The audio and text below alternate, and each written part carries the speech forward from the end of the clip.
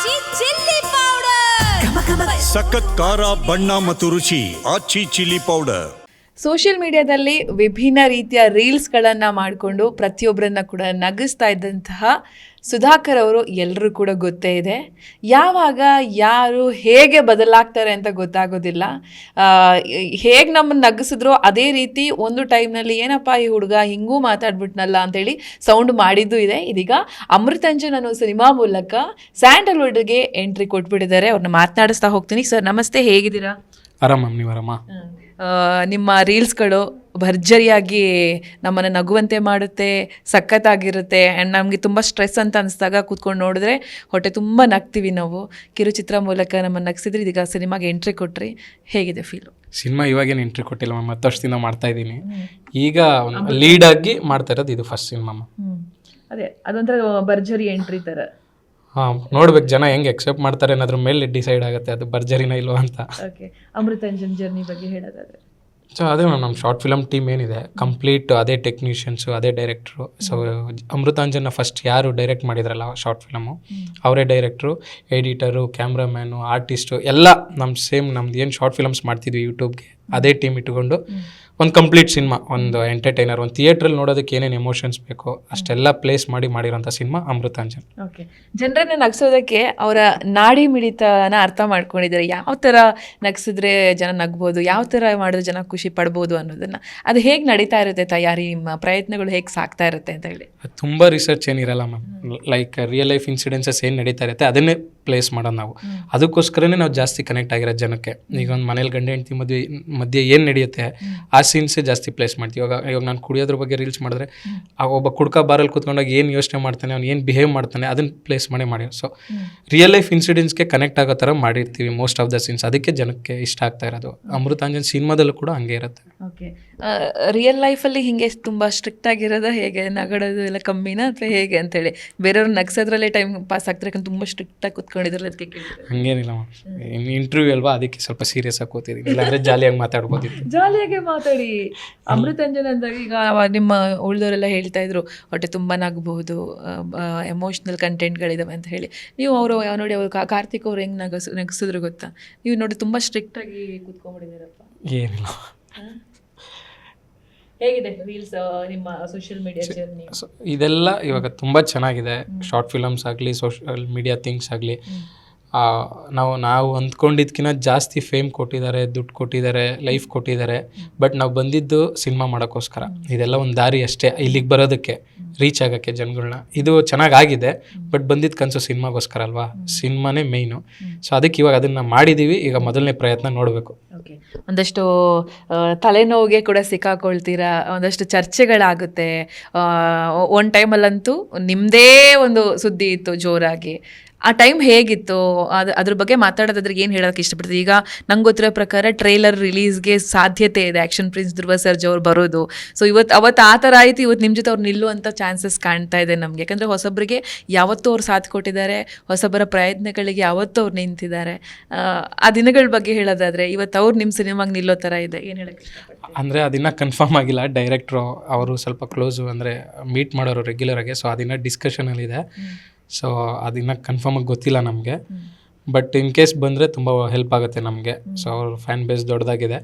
ಆವಾಗ ಒಂದು ಮಿಸ್ಟೇಕ್ ಆಗೋಗಿದೆ, ಅದಕ್ಕೆ ನಾನು ಅವತ್ತು ಸಾರಿ ಕೇಳಿದ್ದೀನಿ, ಆಮೇಲೆ ಸಾರಿ ಕೇಳಿದ್ದೀನಿ, ಇವಾಗಲೂ ಸಾರಿ ಕೇಳ್ತೀನಿ.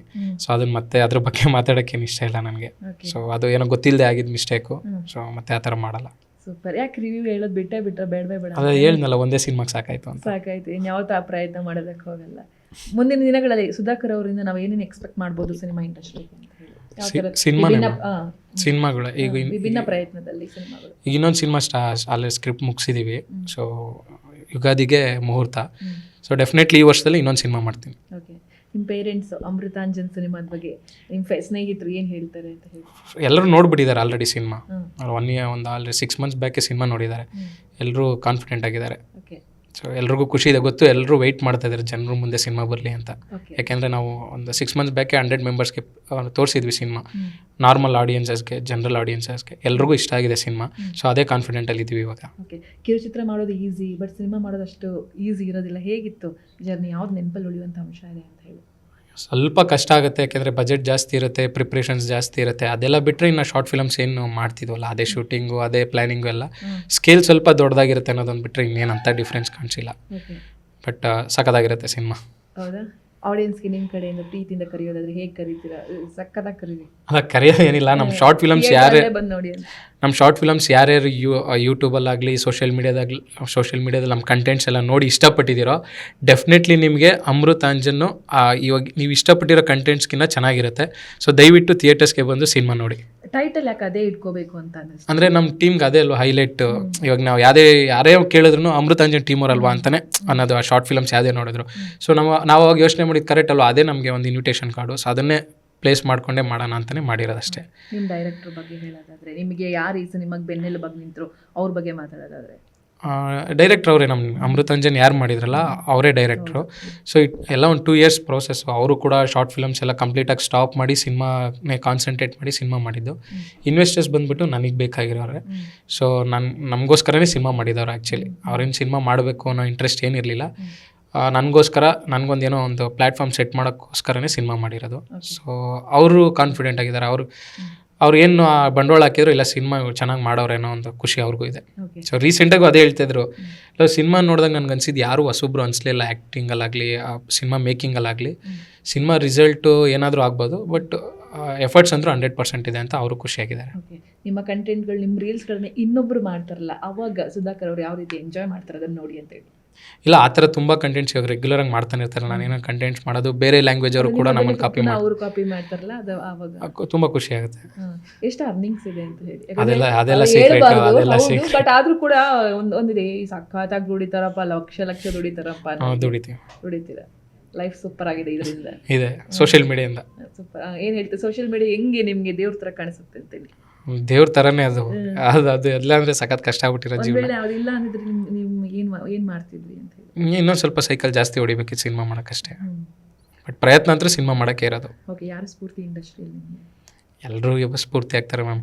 100 ಸಿನಿಮಾ ಮಾಡಾದ್ಮೇಲೆ ಇರೋದಂಥ ಶರಣ್ ಅವರು ಸ್ಫೂರ್ತಿ ಆಗ್ತಾರೆ, ದುನಿಯಾ ವಿಜಯ್ ಅವರು ಸ್ಫೂರ್ತಿ ಆಗ್ತಾರೆ, ಗೋಲ್ಡನ್ ಸ್ಟಾರ್ ಗಣೇಶ್ ಅವರು ಸ್ಫೂರ್ತಿ ಆಗ್ತಾರೆ, ಎಲ್ಲರೂ ಯಶ್ ಅವರು, ಎಲ್ಲ ಹೀರೋಗಳು ಯಾರ್ಯಾರು ಕಷ್ಟ ಬಿದ್ದುಕೊಂಡು ಏನೂ ಬ್ಯಾಕ್ಗ್ರೌಂಡ್ ಇಲ್ಲದೆ ಯಾರ್ಯಾರು ಹೀರೋಗಳಾಗಿದ್ದಾರೋ ಅವರೆಲ್ಲ ಇನ್ಸ್ಪಿರೇಷನ್ನೇ. ಅವ್ರವ್ರ ಪಾಸಿಟಿವ್ನ ತೊಗೊಂಡೆ ಇನ್ಸ್ಪೈರ್ ಮಾಡ್ಕೊಳೋದು ಅಷ್ಟೇ. ಸೊ ನಮ್ಮ ಕಂಟೆಂಟ್ಸ್ನ ಯಾರ್ಯಾರು ಫಾಲೋ ಮಾಡ್ತಾರೆ ಎಲ್ರಿಗೂ ಒಂದು ರಿಕ್ವೆಸ್ಟ್ ಏನು ಅಂದರೆ, ನೀವು ಏನೇನು ಎಂಜಾಯ್ ಮಾಡಿದ್ದೀರಲ್ಲ ಅದಕ್ಕಿಂತ 100 times ಜಾಸ್ತಿ ಎಂಟರ್ಟೈನ್ಮೆಂಟ್ ಇರುತ್ತೆ. ಸೊ ಮಿಸ್ ಮಾಡದೆ Jan 30th ಅಮೃತಾಂಜನ ಥಿಯೇಟರ್ಸಲ್ಲೇ ನೋಡಿ. Thank you so much.